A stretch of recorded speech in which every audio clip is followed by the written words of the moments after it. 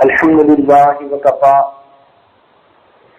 وسلام على عباده الذين اصطفى أما بعد أعوذ بالله من الشيطان الرجيم بسم الله الرحمن الرحيم ألم يأن للذين آمنوا أن تخشع قلوبهم لذكر الله وما نزل من الحق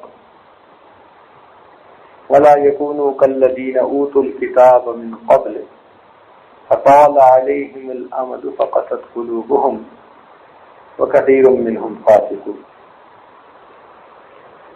وقال رسول الله صلى الله عليه وسلم من بكى من خشية الله حرم الله عليه النار أو كما قال عليه الصلاة والسلام سبحان ربك رب العزة عما يصفون وسلام على المرسلين والحمد لله رب العالمين اللهم صل على سيدنا محمد وعلى آل سيدنا محمد وبارك وسلم.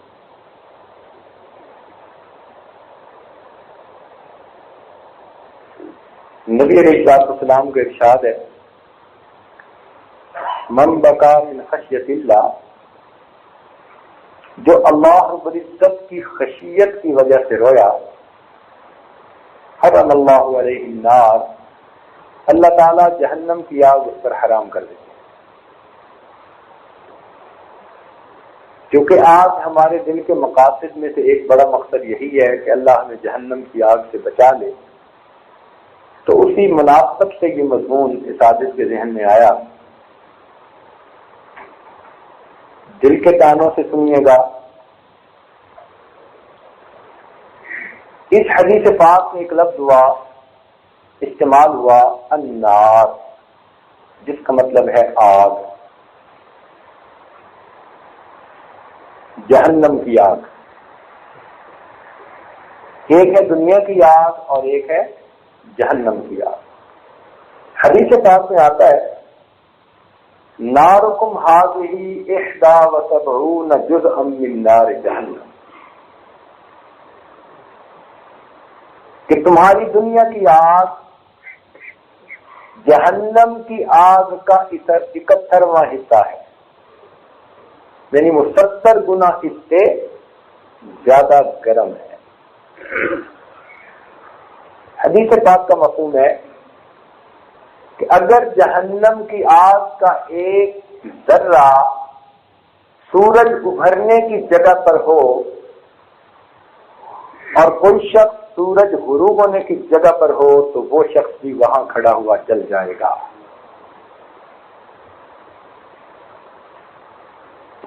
ایک روایت میں ہے کہ اس آگ کی وجہ سے جہنمیوں کو اتنا پسینہ آئے گا کہ جہنمیوں کے پسینے کا ایک قطرہ اگر احد پہاڑ پر ڈال دیا جائے تو احد پہاڑ بھی پگھل جائے.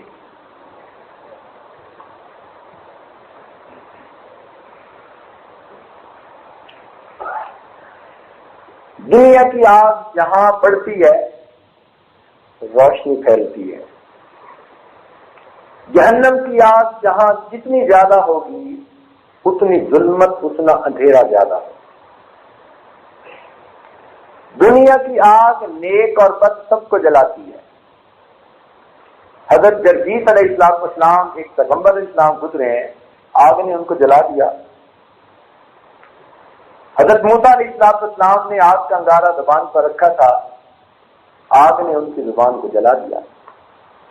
تو دنیا کی آگ نیک اور بد سب کو جلاتی ہے، لیکن جہنم کی آگ فقط بروں کو جلائے گی، نیکوں پر اثر انداز نہیں ہو سکے گی. حدیث پاک میں ہے کہ اللہ رب العزت ایمان والوں سے کہیں گے کہ تم جہنمیوں کی اگر شفاعت کرنا چاہتے ہو تو کرو. تو جہنمی پل صراط پر آئیں گے، جنتی پل صراط پر آئیں گے کہ جہنمیوں کو پہچان کر ان کی شفاعت کریں. تو جب آئیں گے تو جہنم کی آگ ان سے کہے گی اسرع یا مؤمن، اے مومن تو جلدی کر، فإن نورک اطفأ ناری، تیرے نور نے تو میری جہنم کی آگ کو بجھا دیا۔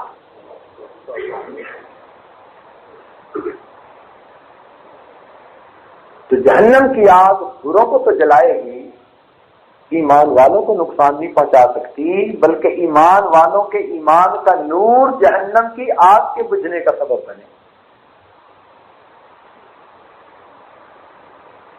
دنیا کی آگ جس طرح پانی سے بجھتی ہے، جہنم کی آگ ندامت کے بہے ہوئے آنسوؤں سے بجھتی ہے۔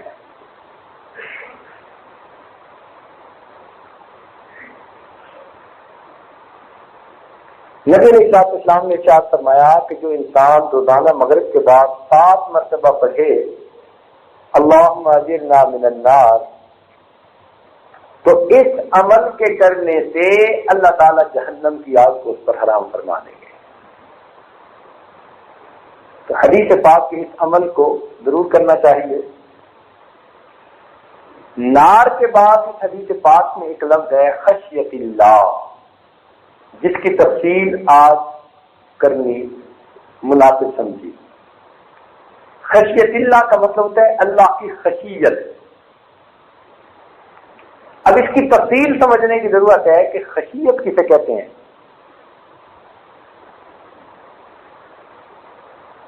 امام راغب اصفہانی نے مفردات میں لکھا ہے الخشوع الذراع وَأَكْثَرُ مَا يُسْتَعْمَلُ فِي مَا يُوجَدُ مِنَ الْجَوَارِحِ، اور یہ اکثر استعمال ہوتا ہے اعضاء کے اوپر انسان کی جو کیفیت ہوتی ہے۔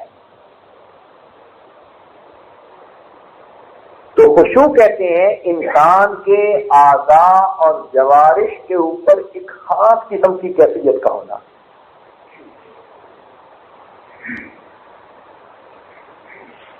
امام غزالی رحمۃ اللہ علیہ فرماتے ہیں کہ جب آگ جلائی جاتی ہے تو آگ کی وجہ سے دھواں اٹھ رہا ہوتا ہے، دھوئیں کو دیکھ کر اس آگ کا اندازہ ہو جاتا ہے۔ فرماتے ہیں اسی طرح انسان کے دل کی ایک کیفیت ہے کہ اس کیفیت کے دل میں آنے سے اس کے اعضاء اور جوارح پر کچھ اثرات ہوتے ہیں، ان اثرات کو خشیت کہتے ہیں۔ درخت لگے تو اس کے پھل سے اندازہ ہوتا ہے درخت کا، اسی طرح دل کے اندر اگر خشوع ہو تو اس کا اثر اس کے اعضاء پہ ہوتا ہے۔ کیوں دل جلوں کے لب پہ ہمیشہ فغاں نہ ہو، کیوں دل جلوں کے لب پہ ہمیشہ فغاں نہ ہو، ممکن نہیں کہ آگ لگے اور دھواں نہ ہو۔ آگ لگتی ہے تو دھواں نکلتا ہے، تو دل کی کوئی خاص کیفیت بنتی ہے تو جسم پر اس کے اثرات مرتب ہوتے ہیں، اس کو روک نہیں سکتا کوئی۔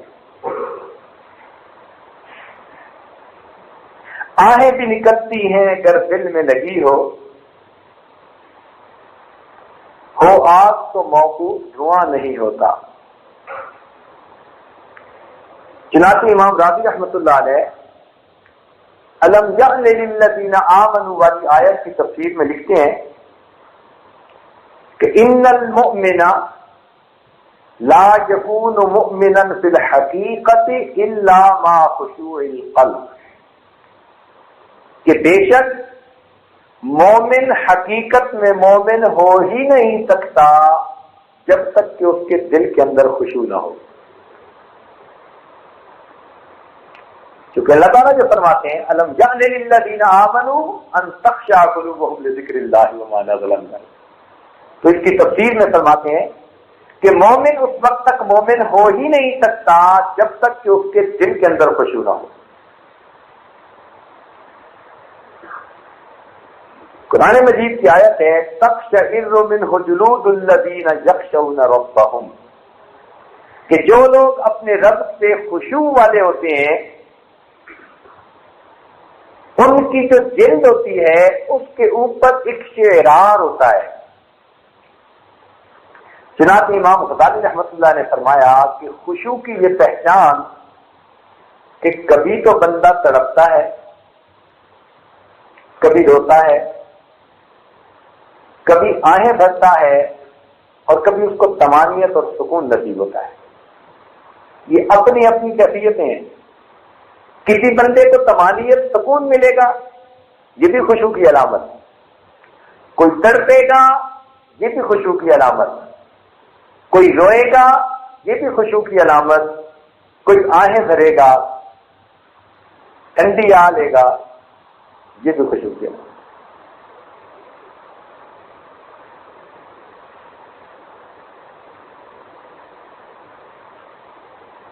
لوٹ آئے جس نے فرزانے گئے، فرزانہ کہتے ہیں عقل مند بندے کو.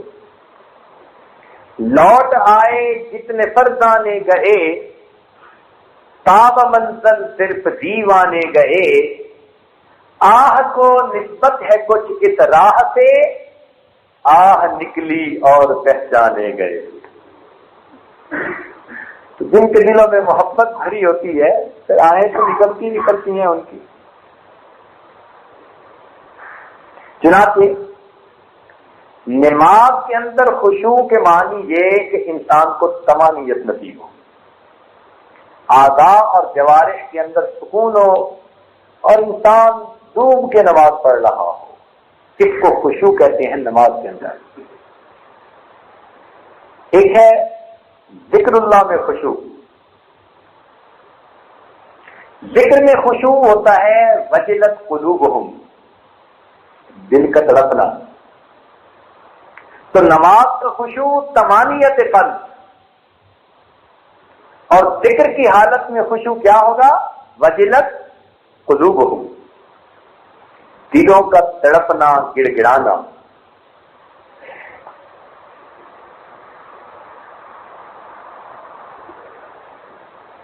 تو یہ سب قسم خشوع کی اقسام ہیں.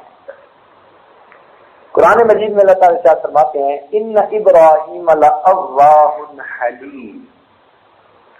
اب تفسیر روح البیان میں ہے کہ الاواہ الخاشع المتضرع، کہ اواہ کہتے ہیں خاشع کو اور متضرع کو. تو آہ جو ہوتی ہے نا، یہ ہمیشہ زور کی ہوتی ہے.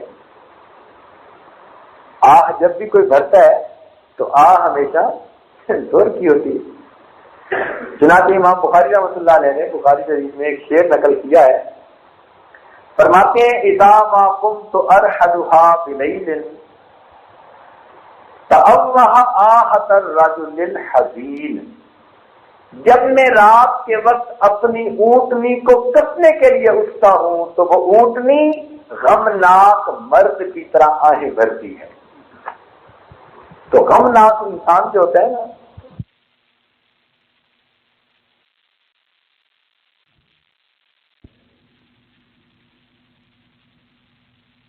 کہ مر جانا ہے شیوا آشکی میں یہ مریضان محبت کا.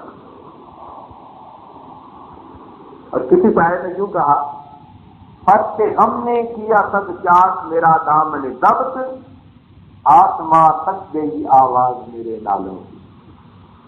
تو بندہ بعض اوقات اللہ کی محبت میں، عشق میں اتنا گڑ گڑاتا ہے کہ اس کی آواز بلند ہوتی ہے. اس کو خشیت کہتے ہیں. تو نماز کی خشیت اطمینان قلب، اور ذکر کی خشیت جلود قلب، دل کا گڑ گڑانا، بندے کا رونا، تڑپنا، بے ہوش ہونا، یہ سب کسی ذکر کی علامات ہیں. تو ایک اس حدیث پاک میں لفظ تھا نار کا، ایک تھا خشیت اللہ، اور ایک لفظ تھا من بکا، جو رویا. اس رونے کی تفصیل ذرا قرآن اور حدیث کی روشنی میں آپ سن لیجیے تو آپ کو بات سمجھ آ جائے گی.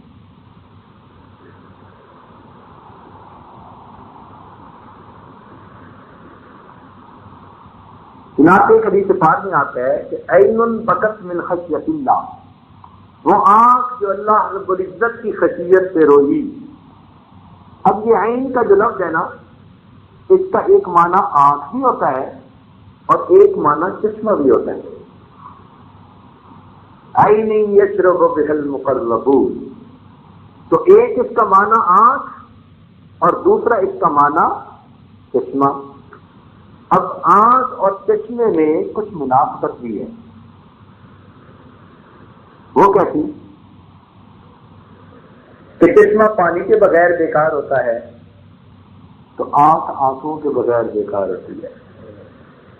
سمجھے؟ چشمہ پانی کے بغیر بیکار ہوتا ہے تو آنکھ آنکھوں کے بغیر بیکار ہوتی ہے.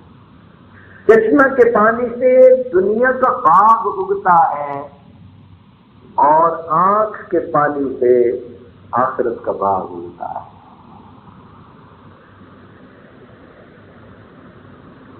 چشمے کے پانی کی فصل پانی ہے، لیکن آنکھ سے جو پانی نکلتا ہے اس سے لگنے والی فصل دائمی ہوتی ہے.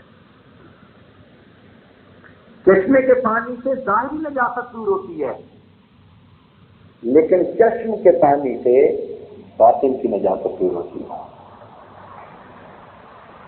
چشمے کے پانی سے ظاہر کا وضو کیا جاتا ہے اور چشم کے پانی سے باطن کا وضو کیا جاتا ہے. چشمے کا پانی روز قیامت میدان میں نہیں تلے گا، لیکن چشم سے نکلا ہوا پانی جو اللہ کی محبت میں یا اللہ کے خوف کی وجہ سے بہے گا، قیامت کے دن انسان کے میزان عمل میں تولا جائے گا.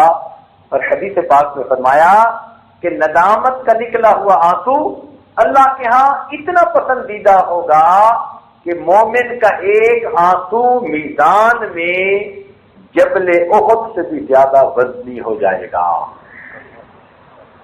ایک ایک آنسو جبل احد سے بھی زیادہ وزنی بن جائے گا. چنانچہ عن عبداللہ ابن عمر رضی اللہ تعالیٰ عنہ قال قال النبی صلی اللہ علیہ وسلم، فرماتے ہیں کہ نبی علیہ السلام نے ارشاد فرمایا، تضرعوا وابکوا، تم رو اور گڑ گڑاؤ، فإن السماوات والأرض والأرض والشمس والقمر والنجوم يبكون من خشية اللہ، کہ زمین، آسمان، سورج، چاند اور ستارے سب کے سب اللہ کی خشیت سے روتے ہیں. تو فرمایا گیا کہ تم بھی رو، اس لیے کہ یہ سب چیزیں اللہ کی خشیت سے روتی ہیں.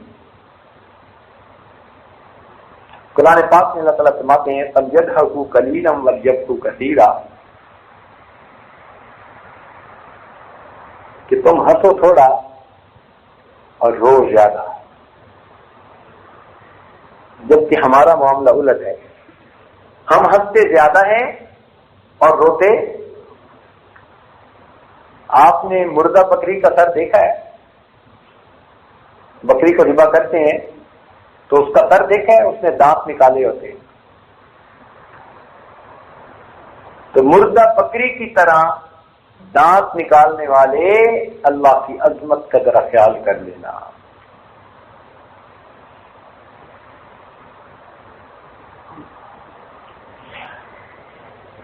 رونے کی اپنی ایک لذت ہے. جب انسان شمع کی طرح آنسو بہائے گا تو پھر اپنے دل کا گھر روشن پائے گا. علماء نے رونے کی کچھ اقسام لکھی ہیں. سب سے پہلی قسم فرماتے ہیں مصیبت پر رونا. یہ ایک طبعی سا امر ہے کہ انسان پر جب بھی کوئی مصیبت آتی ہے تو اس کے خود بخود آنکھوں سے آنسو نکل آتے ہیں. یہ سب سے پہلی قسم ہے رونے کی. دوسرا رونا اس کو کہتے ہیں کسی کے فراق میں رونا، کسی کی جدائی میں رونا. یہ بھی علماء نے لکھا ہے. مثال کے طور پر نبی علیہ السلام اپنے بیٹے کی ابراہیم علیہ السلام کی وفات پر روئے. جب آپ ان کو دفن فرما رہے تھے تو محبوب کی آنکھوں سے آنسو نکل رہے تھے. ایک صحابی نے دیکھا تو عرض کرنے لگا اے اللہ کے محبوب آپ بھی رو رہے ہیں؟ آپ نے فرمایا القلب یحزن، والعین تدمع، دل مغموم ہے اور آنکھ رو رہی ہے، لا اقول ما یسخط بہ الرب، میں کوئی ایسی بات زبان سے نہیں کرتا جو میرے رب کو ناراض کرنے والی ہو. یعنی صبر ہے. حضرت یعقوب علیہ السلام حضرت یوسف علیہ السلام کی جدائی میں روئے، اتنا روئے وَابْيَضَّتْ عَيْنَاهُ مِنَ الْحُزْنِ فَهُوَ كَظِيمٌ، اتنا روئے کہ رو رو کر ان کی آنکھیں سفید ہو گئی. اس کی اپنی تفصیل ہے کہ اتنا کیوں روئے. امام ربانی مجدد ثانی رحمۃ اللہ نے اس کی تفصیل لکھی ہے. وہ کہتے ہیں کہ عام بندہ حیران ہوتا ہے کہ بیٹے مر بھی جاتے ہیں، جدا بھی ہو جاتے ہیں، ان کو ڈاکو چور بھی پکڑ کے لے جاتے ہیں، اتنا تو کوئی نہیں روتا جتنا یعقوب علیہ السلام روئے کہ آنکھوں کی بینائی چلی گئی. تو فرماتے ہیں کہ دراصل ایک حقیقت تھی، وہ یہ کہ اللہ رب العزت نے حضرت یوسف علیہ السلام کو جنتی حسن کا ایک ذرہ عطا کر دیا تھا. جنتی حسن کا ایک ذرہ عطا کر دیا تھا، اور یعقوب علیہ السلام سمجھتے تھے کہ یہ نعمت اللہ نے میرے بیٹے کو دی، اور یہ جنت کی نعمت اللہ تعالیٰ کی مطلوب نعمت ہے. وہ اس نعمت کو اپنے پاس رکھنا چاہتے تھے. جب اس نعمت سے جدا ہوئے تو اس کی جدائی میں وہ رویا کرتے تھے. اور دلیل اس کی دیتے ہیں کہ ان کا حسن و جمال ایسا تھا کہ جب عورتوں نے دیکھا تو کہنے لگی ما ھذا بشرا ان ھذا الا ملک کریم، یہ بشر نہیں، یہ تو کوئی مکرم فرشتہ ہے. تو وہ جنتی حسن تھا جس کی جدائی میں وہ روتے تھے کہ اللہ نے ایک نعمت دی، وہ نعمت مجھ سے زائل ہو گئی. اور دوسرا ان کو یہ بھی پتا تھا کہ میرا یہ بیٹا نبوت کے آثار رکھتا ہے، اس لیے روتے تھے کہ میری عمر اب بوڑھی ہو گئی، میرا وہ بیٹا بھی جدا ہو گیا، معلوم نہیں کس حال میں ہے. اس لیے جب بشیر ان کے پاس پہنچا خوشخبری لے کر، تو انہوں نے پہلی بات یہ پوچھی دی کہ تم نے یوسف کو کس حال پہ پایا. اس نے کہا کہ میں نے ان کو ایمان پر پایا. کہنے لگے الآن تمت نعمت ربی، میرے رب کی نعمت اب مجھ پر مکمل ہو گئی. یعنی اپنے بیٹے کو ایمان پر سن کر گویا ان کو سکون نصیب ہو گیا تھا. تو محبت میں کسی کی جدائی میں رونا، صحابہ کرام نبی علیہ السلام کی جدائی میں رویا کرتے. چنانچہ حدیث پاک میں آتا ہے کہ جب نبی علیہ السلام نے پردہ فرمایا تو حضرت بلال رضی اللہ تعالیٰ عنہ نے شام کی طرف ہجرت کر لی. 2 سال اسی طرح گزر گئے. 2 سال کے بعد ایک مرتبہ خواب میں نبی علیہ السلام کی زیارت ہوئی تو نبی علیہ السلام نے ارشاد فرمایا کہ بلال، یہ کیا بے وفائی ہے کہ تم ہمیں کبھی ملنے کے لیے ہی نہیں آتے. رات کو آنکھ کھلی تو اسی وقت اپنی بیوی سے کہا کہ بس میں آقا کی خدمت میں حاضری کے لیے روانہ ہو رہا ہوں. چنانچہ اونٹنی پکڑی اور مدینہ کی طرف چل پڑے. جب مدینہ میں پہنچے تو مدینہ میں صحابہ کرام مل کر خوش ہوئے.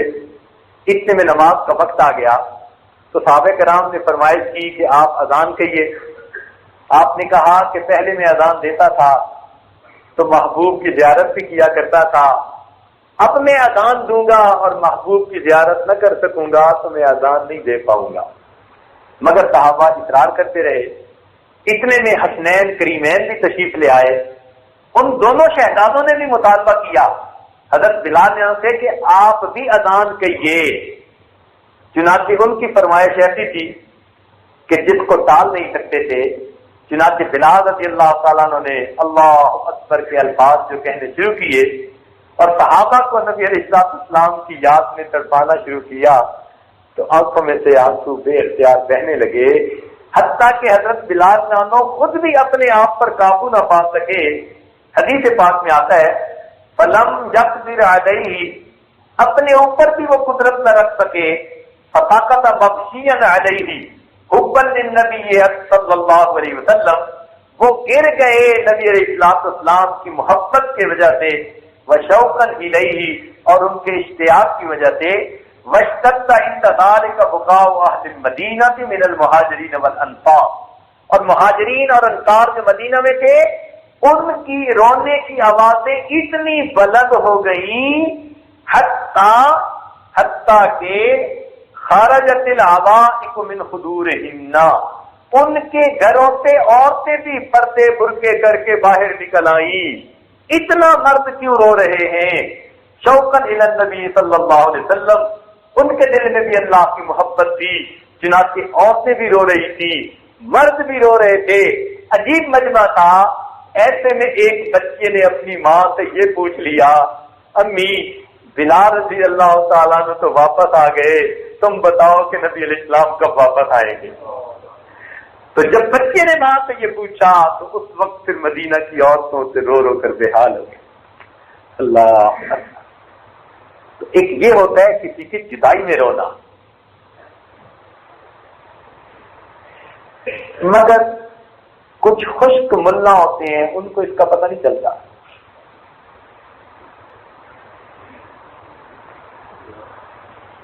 तीसरा होता है तिलावत कुरान पर रोना, जिससे हम अभी नावाकिफ हैं। हदीस पाक में आता है, तिलावत कुरान सुनकर रोने वाले के लिए अल्लाह रब्बुल इज्जत जन्नत को वाजिब फरमा देते हैं। जो बंदा कुरान मजीद सुने, जैसे माशाअल्लाह हमारी ये कुर्रा हजरात पढ़ते हैं, दिल खुश होता है। तो जब इंसान कुरान मजीद सुने और कुरान मजीद सुनकर उसकी आंखों से आंसू आ जाएं, तो आंखों से आंसू आ जाने पर अल्लाह उस पर जन्नत वाजिब फरमा देते हैं।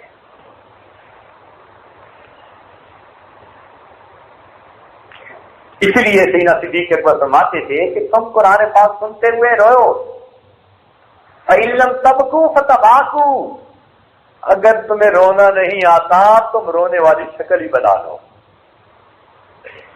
मुमकिन है अल्लाह ताला तुम्हारे इस बहरूप को ही कबूल कर ले। इमाम गज़ाली रहमतुल्लाह अलैह ने फरमाया कि सहाबे किराम तिलावत कुरान के वक्त मुख्तलिफ कैफियत में होते थे। फ़कसीरुम मिनहुम मन फ़ाइका, अक्सर उनमें से ऐसे थे कि जो कुरान मजीद को सुनकर बेइख्तियार झूमते थे, उनके बस में नहीं होता था। जैसे बंदा लुत्फ़अंदोज़ होता है ना कुरान मजीद की तिलावत को सुनते हुए, फ़मिनहुम मन फ़ाइका, बाद ऐसे थे जो झूमते थे, वमिनहुम मन बका, बाद ऐसे थे जो तिलावत कुरान सुनकर रोया करते थे, वमिनहुम मन ग़शिया अलैहि, बाद ऐसे थे कि जो बेहोश होकर गिर जाते थे, वमिनहुम मन मात मिन ग़श्यतिही फी ग़श्यतिही, और बाद ऐसे थे कि जो बेहोशी के अंदर अल्लाह को प्यारे हो जाते थे। जैसे इमरान बिन हसीन रज़ियल्लाहु अन्हु नज़िल शाम के पीछे तहज्जुद के नफल की नियत बांधी, महबूब ने कुरान की आयत पढ़ी, इन्ना लदैना अनकालम व जहीमम व तामन दा गुस्सतिन व अज़ाबन अलीमा। महबूब की जबान से अल्फाज ऐसे पुरतासीर थे, इमरान लानो नीचे गिरे और वहीं उनकी वफात हो गई। तो कुरान मजीद सुनकर सहाबे कराम की ये हालत होती थी। चुनांचे एक दफा हज़रत अब्दुल्लाह इब्न मसूद रज़ियल्लाहु को नबी इस्लाम ने फरमाया कि तुम कुरान पढ़ो। उनका अल्लाह के नबी आप पर ये नाज़िल हुआ, मैं आपके सामने पढ़ूं? फरमाया हाँ, मेरा जी चाहता है कि मैं भी किसी दूसरे से सुनूं। उन्होंने पढ़ना शुरू किया। पढ़ते पढ़ते जब वो इस आयत पर पहुंचे, फलनसअलन्नल्लज़ीना उरसिला इलैहिम वलनसअलन्नल मुरसलीन, तो हदीस पाक में आता है कि नबी इस्लाम की आंखों से आंसू गिरने लगे, आंखों के मोती गिरने लगे। अल्लाह, महबूब भी अल्लाह का कलाम सुनते सुनते जब ये आयत सुनी तो बेइख्तियार आपकी आंखों से भी आंसू आ गए। इसलिए जब आपने अपनी वफात के करीब सैयदना सिद्दीक़ अकबर रज़ियल्लाहु अन्हु को इमाम बनाने के बारे में सैयदा आयशा सिद्दीक़ रज़ियल्लाहु अन्हा को बताया कि मैं अबू बकर सिद्दीक को नमाज का इमाम बना रहा हूं, तो सैयदा आयशा ने इमामत अबू बकर के बारे में कहा, ए अल्लाह के नबी, इन्ना अबा बकर रज़ियल्लाहु तआला अन्हु इज़ा क़ाम फ़ी मक़ामे, कि जब अबू बकर आपके मुसल्ले पर खड़े होंगे, लम यस्मइन नासु अनिल बुका, लोग उनके रोने की वजह से उनकी किरात सुन ही नहीं सकेंगे। यानी आप जहां खड़े होकर नमाज पढ़ाते थे, उनको इतनी मोहब्बत है आपसे कि जब बहुत जगह पर खड़े होंगे ना, तो वो किरात क्या करेंगे, वो तो इतना रोएंगे, उनके रोने की वजह से लोगों को कुरान की आवाज ही नहीं सुनाई देगी। تو معلوم ہوا کہ سیدنا صدیق اکبر لانو قرآن پڑھتے ہوئے بہت ہی گریا کیا کرتے تھے، رویا کرتے تھے۔ حضرت عمر لانو بھی اسی طرح روتے تھے۔ چنانچہ عبداللہ ابن شداد رضی اللہ تعالیٰ عنہ وہ اس کے راوی ہیں، فرماتے ہیں سمیت نشید عمرہ، میں نے عمر لانو کے رونے کی آواز کو سنا، وَأَنَا فِي آخِرِ الصُّفُوفِ، اور میں نماز کی صفوں میں سے آخری صف میں تھا، یقرأ وہ پڑھ رہے تھے انما اشکو بثی وحزنی الی اللہ، میں اپنا حزن اور اپنا غم شکوہ اللہ کے سامنے بیان کرتا ہوں۔ تو ان آیات سے پتہ چلا کہ صحابہ کرام قرآن مجید کو پڑھتے ہوئے رویا بھی کرتے تھے، فوت بھی ہو جاتے تھے، بے ہوش بھی ہو جاتے تھے۔ چنانچہ امام شافعی رحمۃ اللہ کے بارے میں لکھا ہے کہ انہوں نے ایک مرتبہ قاری کو پڑھتے ہوئے سنا، ھذا یوم لا ینطقون ولا یؤذن لهم فیعتذرون، اس کو پڑھ کر اس کو سنا، گر گئے اور بے ہوش ہو گئے۔ امام شافعی رحمۃ اللہ علیہ بھی اپنے آپ پر قابو نہ پا سکے۔ چنانچہ فضیل بن عیاض رحمۃ اللہ کے بیٹے علی بن فضیل کے بارے میں بہت ساری کتابوں میں لکھا ہے کہ ایک مرتبہ ان کے سامنے کسی نے پڑھا یوم یقوم الناس لرب العالمین، اس آیت کو سنتے ہی وہ غش کھا کر گرے اور بے ہوش ہو گئے۔ اسی طرح سیدہ عائشہ صدیقہ رضی اللہ تعالیٰ عنہ نے ایک رات یہ آیت پڑھی اور روتے روتے گزار دی، وَبَدَا لَهُم مِّنَ اللَّهِ مَا لَمْ يَكُونُوا يَحْتَسِبُونَ۔ حضرت شبلی رحمۃ اللہ علیہ نے ایک مرتبہ یہ آیت سنی، لَإِن شِئْنَا لَنَذْهَبَنَّ بِالَّذِي أَوْحَيْنَا إِلَيْكَ، تو یہ پڑھ کر بے ہوش ہوئے، ایسے بے ہوش کہ لوگ سمجھے کہ شاید یہ فوت ہو گئے ہیں۔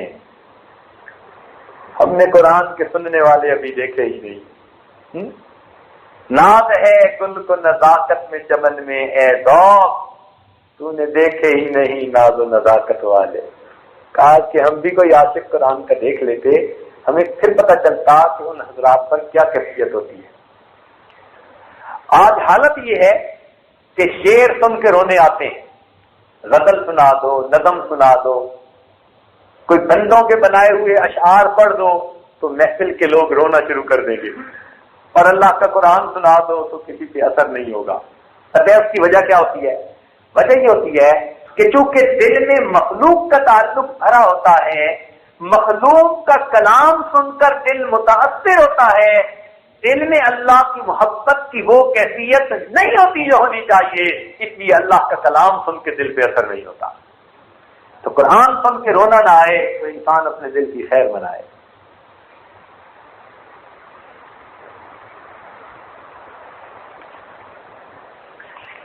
اب اس وقت 2 آیتیں یاد پڑے گا اور آپ گھر جا کر چند بار سجدے کر دینا۔ سمجھ رہے ہیں نا؟ جتنے لوگ سن رہے ہیں گھر جا کے آپ 10-12 سجدے کر دینا قرآن تلاوت قرآن کے۔ لیکن ذرا قرآن کی کچھ آیت میں آج آپ کے سامنے پڑھنا چاہتا ہوں، چونکہ علماء کے چہرے نظر آ رہے ہیں نا، تو میں کوئی بات ان کو آج سمجھانے کا ارادہ ہے۔ اللہ تعالیٰ ارشاد فرماتے ہیں ان الذین اوتوا العلم من قبل، تو بات کن کی ہو رہی ہے؟ اہل علم کی۔ توجہ فرمائیں علماء طلباء، بات کن کی ہو رہی ہے؟ اہل علم کی۔ عوام الناس کا کیا کہنا؟ ان لوگوں کی بات ہو رہی ہے جو علم رکھنے والے ہیں، ان کی کیا پہچان، کیا نشانی؟ فرمایا ان الذین اوتوا العلم من قبلہ اذا یتلی علیہم، جب ان کے اوپر قرآن پڑھا جاتا ہے، یخرون للاذقان سجدا، ٹھوڑیوں کے بل سجدے میں جا گرتے ہیں۔ قرآن سامنے پڑھا جاتا ہے تو قرآن کی وجہ سے ان پر کیفیت ایسی ہوتی ہے کہ وہ اپنے چہرے کے بل یعنی ٹھوڑیوں کے بل سے کیا مراد سجدے میں جا گرتے ہیں۔ ہم سوچیں اپنی پوری زندگی میں کبھی ہمیں یہ کیفیت ملی کہ ہم نے قرآن سنا ہو اور ہم سجدے میں جا گرے؟ اگر نہیں تو پھر اوت العلم میں ہم شامل ہیں؟ توجہ فرمانے والی بات ہے۔ اللہ تعالیٰ کا قرآن کچھ گواہی دے رہا ہے ہمارے اوپر، فرماتا ہے کہ ہم نے قرآن نازل کیا فیہ ذکرکم، اس میں تمہارا ذکر موجود ہے. علماء طلباء سنیں یہ آیت ہمارے ذکر کے بارے میں. ان الذین اوتوا العلم من قبل اذا یتلی علیہم آیات الرحمن اذا یتلی علیہم یخرون للاذقان سجدا. ٹھوڑیوں کے بل سجدے میں جا گرتے. ویقولون اور وہ یوں کہتے ہیں سبحان ربنا ان کان وعد ربنا لمفعولا ویخرون للاذقان یبکون. اور وہ جب ٹھوڑیوں کے بل گرتے ہیں تو رو رہے ہوتے ہیں. نہ ہم کبھی ٹھوڑیوں کے بل گرے، نہ کبھی ایسی حالت میں ہم پر گریا تاری ہوا. ہمارا علم کس کام کا ہے؟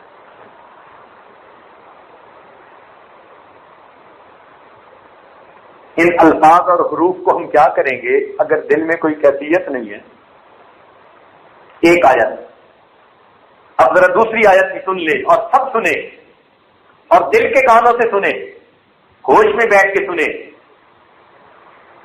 زلبیہ کے دوستو، قیامت کے دن آپ نہیں کہہ سکیں گے کہ کوئی ہمیں قرآن سنانے والا نہیں آیا تھا. آپ کے سامنے اللہ کا قرآن پڑھ کے سنایا جا رہا ہے. اپنی حالتوں کو بدلنے کے فیصلے کیجیے. یہ جو اطمینان کی زندگیاں گزار رہے ہیں نا جی، ہم سبق پڑھا دیتے ہیں اور خوش ہیں، مہینہ اچھا گزر جاتا ہے. ذرا کان کھولیں، دل متوجہ کریں. علم کا کچھ تقاضا ہے جسے پورا کرنا پڑتا ہے. سنیے اللہ تعالیٰ کا قرآن کیا کہہ رہا ہے. وَمِمَّنْ هَدَيْنَا، اور ان لوگوں میں سے جن کو ہم نے ہدایت دی، وَاجْتَبَيْنَا، اور جن کو ہم نے اپنے لیے خاص کر لیا، چن لیا. اذا تتلی علیہم آیات الرحمن، جب ان کے سامنے رحمان کی آیتیں پڑھی جاتی ہیں، خروا سجدا وبکیا، وہ روتے ہوئے سجدے میں گر جاتے ہیں. آپ بتائیے اس آیت کے آدھے حصے تک تو ساری امت عمل کرتی ہے کہ جب حافظ نے یہ آیت پڑھی ساری مسجد کی سب سجدے میں چلی جاتی ہے. ایک بندہ بھی ہوتا ہے جو روتا ہے. تو قرآن پاک کی اس آیت پر عمل کیے بغیر مریں گے؟ قرآن مجید کیا کہہ رہا ہے؟ اذا تتلی علیہم آیات الرحمن خروا سجدا وبکیا. تو ہمیں پوری زندگی میں آج تک گویا اس آیت پر عمل نصیب نہ ہوا. عمل کے بغیر مریں گے. کاش کہ دل خشوع سے بھرا ہوتا اور پھر ہمارے سامنے حافظ کی آیت پڑھتا تو ہمارے دل کی کیفیت یہ ہوتی کہ ظاہر میں بھی سجدہ کرتے اور ہماری آنکھوں سے آنسو بھی نکل رہے ہوتے. ہمارے اسلاف جب اس آیت کو قرآن مجید میں سنتے تھے تو سجدہ بغیر روئے ہوئے نہیں کیا کرتے تھے. بے اختیار ان کی آنکھیں چھلک پڑتی تھی. پروردگار فرماتے ہیں خروا سجدا وبکیا. اس لیے قرآن سن کر پڑھ کر رونا اس وقت امت کے اندر سے یہ نعمت نکلتی چلی جا رہی. دو شعر پڑھ دو کسی کے، سارے رونے بیٹھ جائیں گے. آیت قرآن پڑھتے چلے جاؤ، دست مت نہیں ہوتے. رونے والی بات ہے کہ دل ماں سو اللہ سے بھر گیا. کاش کہ اللہ کی محبت سے بھرا ہوتا تو قرآن پڑھ کر کچھ اور کیفیت ہوتی. اس لیے فرمایا کہ وَتَضْحَكُونَ وَلَا تَبْكُونَ وَأَنْتُمْ صَامِتُونَ، تم ہنستے ہو اور روتے نہیں اور تم غافل ہو. صحابہ کرام کا یہ حال تھا. اللہ تعالیٰ فرماتے ہیں وَإِذَا سَمِعُوا مَا أُنزِلَ إِلَى الرَّسُولِ تَرَىٰ أَعْيُنَهُمْ تَفِيضُ مِنَ الدَّمْعِ مِمَّا عَرَفُوا مِنَ الْحَقِّ. دیکھا کیسے صحابہ کرام جب قرآن سنتے تھے ان کی آنکھیں چھلک پڑتی تھی. کیا کہتے تھے؟ یقولون ربنا آمنا فاکتبنا مع الشاہدین. فریادیں کرتے تھے. وما لنا لا نؤمن بالله وما جاءنا من الحق ونطمع ان يدخلنا ربنا مع القوم الصالحين. اللہ تعالیٰ فرماتے ہیں فاصابهم الله بما قالوا. سبحان اللہ. چنانچہ فتح الباری میں شاہ صاحب لکھتے ہیں یستحب البکاء مع القراءۃ، کہ جب انسان قرات کرے تو اس کے وقت رونا مستحب ہوتا ہے. قرات کر رہا ہو نا، قرآن پڑھ رہا ہو تو عذاب کی آیت آئے، ڈرانے والی آیت آئے تو فرماتے ہیں اس ڈرنے والی آیت کو سن کر رونا یہ مستحب ہوتا ہے. وطریق و تحصیل ہی، اور اس رونے کو جو حاصل کرنے کا طریقہ ہے وہ یہ ان یحضر قلبہ الحزن والخوف، کہ وہ اپنے دل کے اندر غم کو اور اللہ کے خوف کو حاضر کرے. یعنی اللہ کی جلالت شان کا استحضار ہو تو دل میں خوف اور حزن آئے. جب دل میں خوف اور حزن آئے گا تو بے اختیار رونا آ جائے گا. اور فرماتے ہیں کہ اگر پھر بھی رونا نہ آئے فَإِنَّهُ مِنْ أَعْظَمِ الْمَصَائِبِ، تو بندے کے اوپر یہ بڑی مصیبتوں میں سے ایک مصیبت ہے. یہ بڑی مصیبتوں میں سے ایک مصیبت ہے کہ بندے کو قرآن پڑھ کے پھر رونا نہیں آتا. تو یہ 3 قسم کا رونا ہوا. چوتھا ہوتا ہے گناہوں کو یاد کر کے رونا. چنانچہ حدیث پاک میں آتا ہے من تذکر خطایاہ، جس نے اپنے گناہوں کو یاد کیا، وبکا عیناہ، اور اس کی آنکھیں رو پڑی، رضی منہ الالہ، اس سے اس کا معبود راضی ہو گیا. جس نے اپنے گناہوں کو یاد کیا اور اس کی آنکھیں آنسوؤں سے بہہ پڑی، رضی منہ الالہ، اس کا معبود اس سے راضی ہو گیا. تو گناہوں کو یاد کر کے رونا، اس سے اللہ رب العزت راضی ہو جاتے ہیں. حدیث پاک میں آتا ہے کہ جو گناہوں کو یاد کر کے روئے تو اس بندے کو توبہ کرنے والوں کی توبہ کا ثواب ملتا ہے. یعنی اس کے جسم پر جتنے بال ہوتے ہیں، مثلا ایک آدمی گناہوں کو یاد کر کے رویا تو جب گناہوں کو یاد کر کے روتا ہے تو ذرا رونگٹے کھڑے ہوتے ہیں. تو حدیث پاک میں فرمایا کہ جب وہ گناہوں کو یاد کر کے رویا اور اس کے جسم پر رونگٹے کھڑے ہو گئے، ہر بال کے بدلے ایک توبہ کرنے والے کی توبہ کا ثواب نامہ اعمال میں لکھا جائے گا. اس لیے تو فرمایا کہ بعض توبہ کرنے والے ایسے اگر ان کی توبہ کا ثواب پورے شہر پر تقسیم کر دے، اللہ تعالیٰ شہر کے گناہگاروں کو معاف فرما دے. ایسے بھی ہوتے ہیں توبہ کرنے والے. چنانچہ حضرت آدم علیہ السلام اپنی بھول کے اوپر 300 سال تک روتے رہے. حضرت داؤد علیہ السلام 40 سال تک روتے رہے. حسن بصری رحمۃ اللہ علیہ اتنا روتے تھے کہ ان کے آنکھوں کا پانی بہہ جایا کرتا تھا. رابعہ بصریہ اتنا روتی تھی کہ جس جگہ ان کے آنسو گرتے تھے اس جگہ گھاس اگایا کرتی تھی.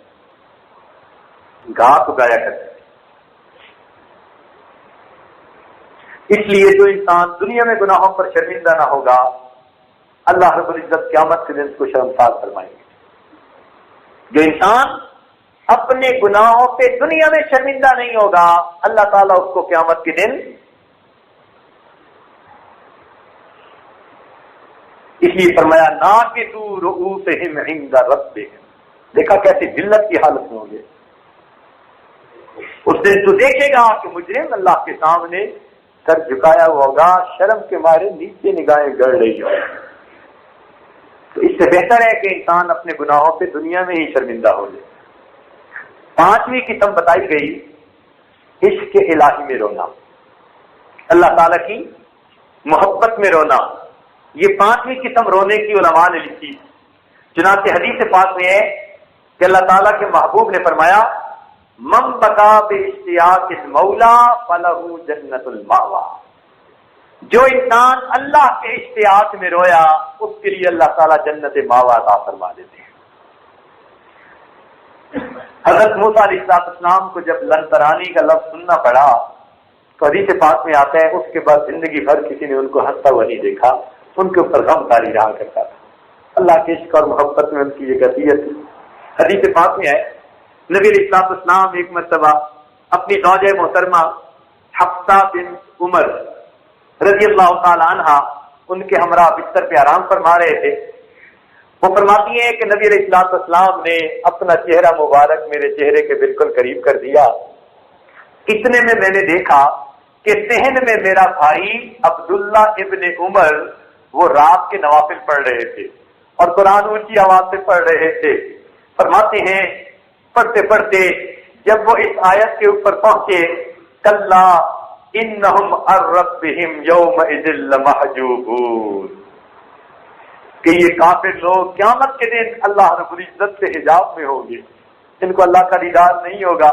تو فرماتے ہیں کہ جب نبی علیہ السلام نے یہ سنا تو آپ کی آنکھوں سے آنسو گرے جو میرے رخسار پر آ کر پڑے.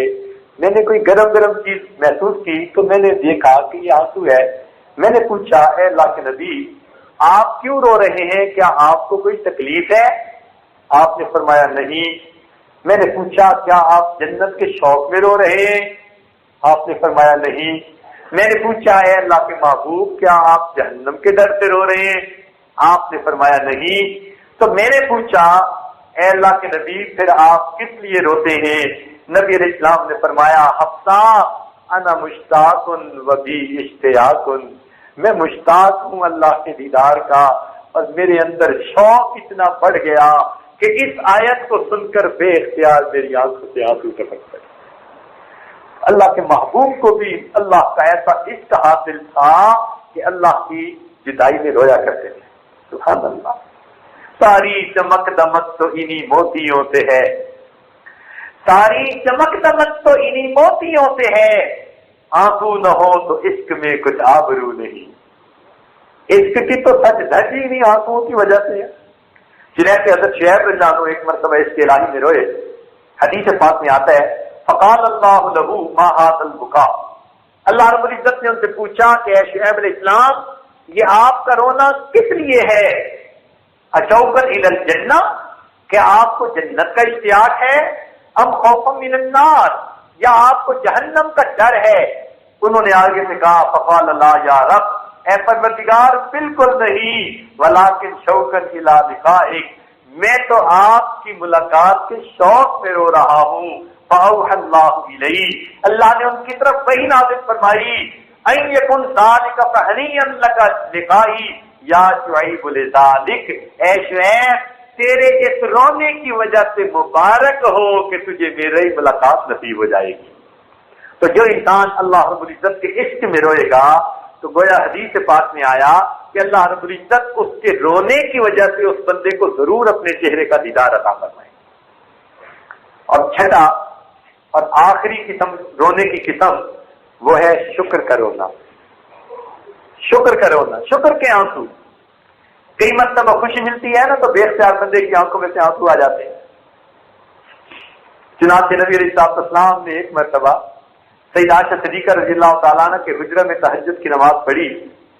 سیدہ عائشہ صدیقہ فرماتی ہیں فبکا، نبی علیہ السلام روئے حتی طالت دمعہ علی صدرہ، حتیٰ کہ ان کے آنسو ان کے سینے تک بہ پڑے. ثم رکع فبکا، پھر انہوں نے رکوع کیا پھر روئے. ثم سجد فبکا، پھر سجدے میں گئے پھر روئے. ثم رفع راسہ فبکا، پھر انہوں نے سجدے سے سر اٹھایا اور پھر روئے. فلم یزل کذالک یبکا یدل کذالک یبکا، حتیٰ کہ ان کا رونا اسی طرح جاری رہا، بند نہ ہوا.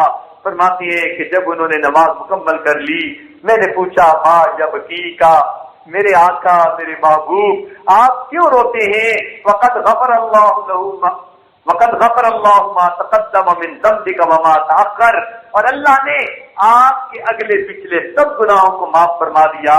نبی علیہ السلام نے فرمایا افلا اکون عبدا شکورا، عائشہ کیا اگر اللہ نے میرے اگلے پچھلے سب گناہوں کو معاف فرما دیا تو میں اللہ کا شکر گزار بندہ نہ بنوں؟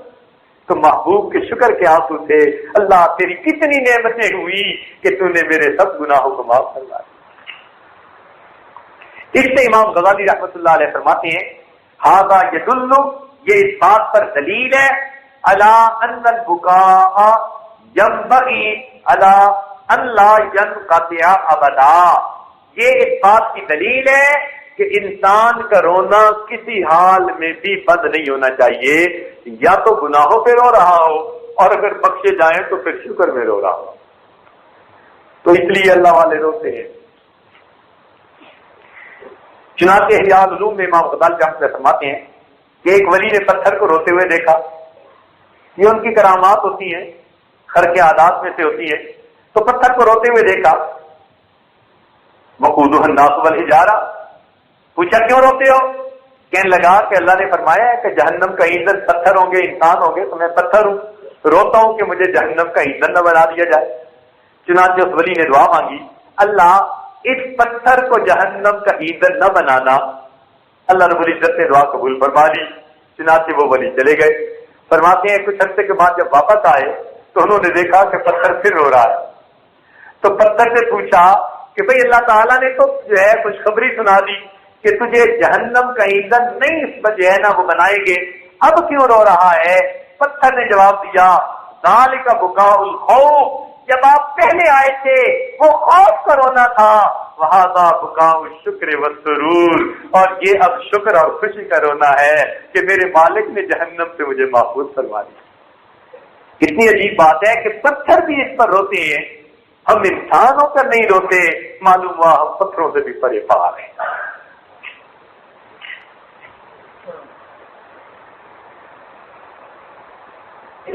چنانچہ احیاء میں امام غزالی لکھتے ہیں قلب العبد کالحجارہ او اشد قسوہ، کہ بندے کا دل وہ پتھر کی مانند ہوتا ہے یا پتھر سے بھی زیادہ سخت ہوتا ہے۔ لا تزل قسوتہ الا بالبکاء، اس کی سختی نہیں جاتی مگر رونے سے، فی حال الخوف والشکر جمیعا، چاہے خوف کا حال ہو چاہے شکر کا حال ہو، تو انسان خوف یا شکر میں جب روتا ہے، رونے سے انسان کا پتھر دل بھی موم بن جاتا ہے۔ آئینہ دل کی جلا ہے رونا، اور دیدہ مردم کی ضیا ہے رونا، پوچھا جو علاج اس کا تو مسیحا نے کہا، ہر درد کی دنیا میں دوا ہے رونا۔ تو جب انسان اپنے پروردگار کے سامنے روتا ہے تو اللہ رب العزت دل کو موم کر دیتے ہیں۔ چنانچہ ابن ماجہ کی روایت ہے، نبی علیہ السلام نے ارشاد فرمایا، ذرا توجہ کے ساتھ سنیے، یہ عاجز اپنی بات مکمل کرنا چاہتا ہے۔ نبی علیہ السلام نے ارشاد فرمایا، ما من عبد مؤمن، کوئی مومن بندہ ایسا نہیں، یخرج من عینیہ دموع، کہ اس کی دونوں آنکھوں سے کوئی آنسو کا قطرہ نکلے، وَإِنْ كَانَ مِثْلَ رَأْسِ الذُّبَابِ مِنْ خَشْيَةِ اللَّهِ، اللہ کی خشیت سے نکلے اور مکھی کے سر کے برابر کیوں نہ ہو، الا حرمہ اللہ علی النار، مگر یہ کہ اللہ اس کو جہنم کی آگ پر حرام فرما دیتے۔ تو جو انسان اللہ کے خوف سے روئے اور مکھی کے سر کے برابر آنسو بھی آنکھوں میں سے نکل آئے، اس پر بھی اللہ تعالیٰ جہنم کی آگ کو حرام فرما دیتے۔ اور ترمذی شریف کی روایت ہے کہ نبی علیہ السلام نے فرمایا، لیس شیء احب الی اللہ من قطرتین، اللہ رب العزت کو دو قطروں سے زیادہ کوئی چیز پسند نہیں۔ فرمایا قطرۃ دموع من خشیۃ اللہ، ایک آنکھوں کا قطرہ جو وہ اللہ کی خشیت کی وجہ سے رو پڑتا ہے، وقطرۃ دم تحرق فی سبیل اللہ، اور آنسو اور خون کا وہ قطرہ جو وہ اللہ کے راستے میں بہاتا ہے۔ تو یا اس شہید کے جسم سے نکلا ہوا خون کا قطرہ پسند ہے، یا گنہگار کی آنکھوں سے نکلا ہوا آنسو کا قطرہ پسند ہے۔ یہاں محدثین نے عجیب نکتہ لکھا کہ ندامت کی وجہ سے رونا اللہ کو اتنا پسند ہے، اس کے ندامت کے آنسو کو اللہ نے شہید کے خون کے برابر کا درجہ عطا فرما دیا۔ اس لیے تو فرمایا کہ دو قطرے محبوب ہیں۔ تو جب دو قطرے محبوب ہیں اور دونوں کو تذکرہ ایک ساتھ کر رہے ہیں، تو پھر گناہگاروں کے لیے کتنی خوشخبری ہے کہ ان کے گناہوں کو یاد کر کے جو رونے کا قطرہ ہے، اللہ رب العزت اس کو شہیدوں کے خون کے ساتھ تول رہے ہیں۔ اس لیے ندامت کا رونا اللہ رب العزت کو بہت پسند ہے۔ حدیث پاک میں آتا ہے، ما من عمل الا وله وزن الا الدمعۃ، کوئی عمل ایسا نہیں مگر اس کا میزان کے اندر ایک وزن ہوتا ہے سوائے ندامت کے آنسوؤں کے فَإِنَّهَا تُطْفِئُ بُحُورًا مِّنَ النَّارِ، اس لیے کہ گناہوں کی وجہ سے ندامت کا ایک آنسو آگ کے بڑے بڑے دریاؤں کو بھی بجھا کے رکھ دے گا۔ تو دنیا میں ایک آنسو بہا لینا آسان اور جہنم کی آگ سے بچ جانا ایک امکان۔ ایک آنسو بہانا آسان اور اس کے بدلے جہنم کی آگ سے بچنے کا امکان۔ حدیث پاک میں آتے ہیں، نبی اسلام نے ارشاد فرمایا قیامت کے دن ایک گنہگار پریشان ہوگا کہ میری تو شفاعت کرنے والا کوئی بھی نہیں، کوئی اس کا دوست ساتھی نہیں ہوگا جو اس کی شفاعت کرے گا۔ تو ایسے وقت میں کہ جب کوئی بھی اس کی شفاعت نہیں کر رہا ہوگا اور وہ بڑا غمزدہ ہوگا، حدیث پاک میں الفاظ ہیں فَتَشْهَدُ تِلْكَ الشَّعْرَةُ لِذَلِكَ، اس کی پلکوں کا ایک بال، یہ جو پلکیں ہیں نا، ان کا ایک بال اللہ سے ہم کلامی کرے گا اور وہ بال کہے گا اے اللہ، یہ آپ کی محبت میں یا آپ کے خوف میں ایک مرتبہ اتنا رویا تھا، چھوٹا سا آنسو نکلا تھا اور میں ایک بال تر ہوا تھا، یعنی پلکوں کے سب بال بھی تر نہیں ہوئے تھے، ایک بال تر ہوا تھا۔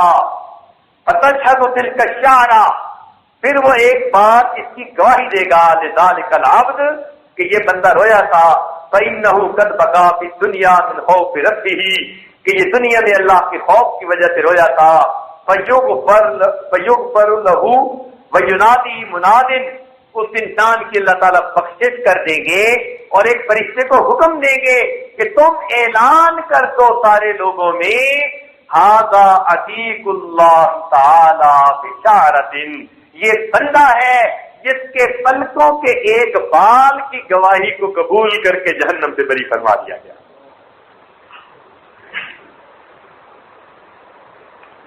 میرے دوستو، جس ماں کا بیٹا گم ہو جائے اس کو رلانے کے لیے مرثیہ خان کی ضرورت پڑتی ہے؟ بتائیے نا ذرا، جس ماں کا بیٹا گم ہو جائے اس کو رلانے کے لیے مرثیہ خان کی ضرورت پڑتی ہے؟ نہیں نہ پڑتی۔ تو پھر